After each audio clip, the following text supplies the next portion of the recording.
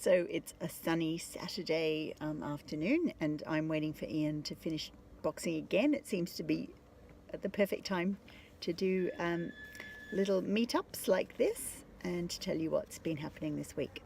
So I got to go to County Laois to talk to a group of parents this week, and I got to go to County Wexford and County Cork to talk to some kids in 6th class. So I thought what I'd do is share with you some of the questions that the kids ask me. I get them to write them on pieces of paper in case they're too embarrassed to ask the questions, and it's a good way to get sort of a sense of what they need further information on once I finish my session with them.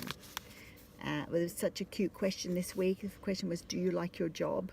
So my answer was yes, I absolutely love my job. I feel very lucky to be able to talk about things that other people don't often get to talk about.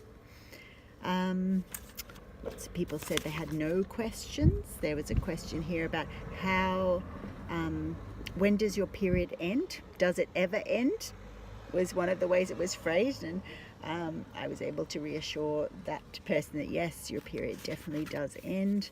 At the time I couldn't remember the word menopause. I was going, yeah, there's a word for it. It starts with M, but I just can't remember what the word was. So anyway, never mind. Question, how do you use a tampon? This was a girls' school.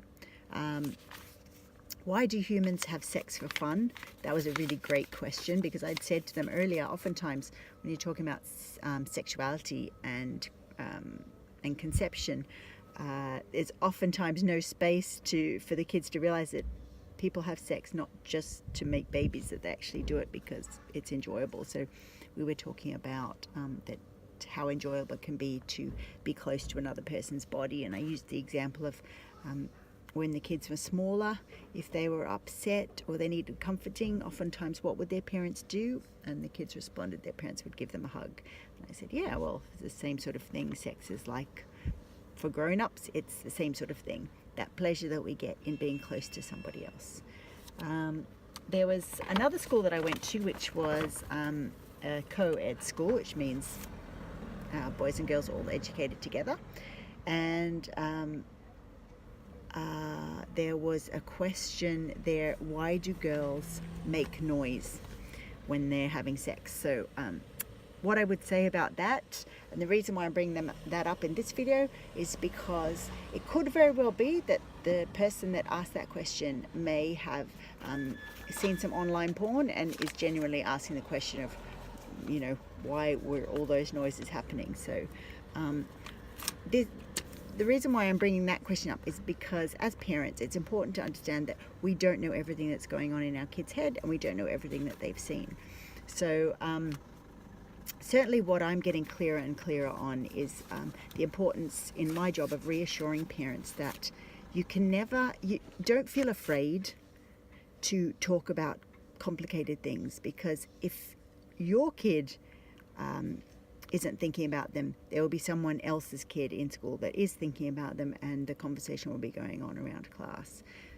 Certainly one of the 12-year-olds in my family, when I was talking about this idea, the 12-year-old was saying, oh, absolutely, people have seen porn, Mum, there's no doubt about that. So that's a reality, and I'm not saying that for us to get all worried and concerned, but I'm saying it so we can get our game on and start thinking about the ways that we can introduce this topic. So what the one takeaway for this week would be that it's possible to introduce a topic without your kid asking questions, and I suppose the fact is other 12-year-olds are asking questions about this, so it's important to create a situation at home where your kids can ask questions. So the way you could do that is you could mention that you've seen this video and that I've been talking about how important it is that parents talk about pornography at home, and just see if your kid knows anything about it.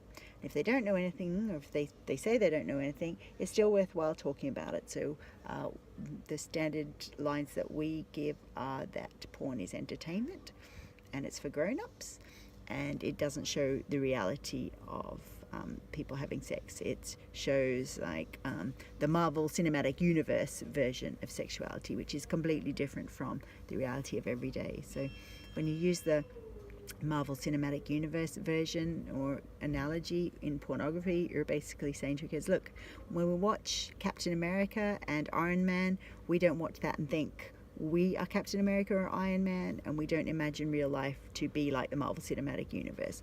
And it's exactly the same way in pornography, that if you happen to see pornography, that it doesn't represent real life at all. That is actors doing a job.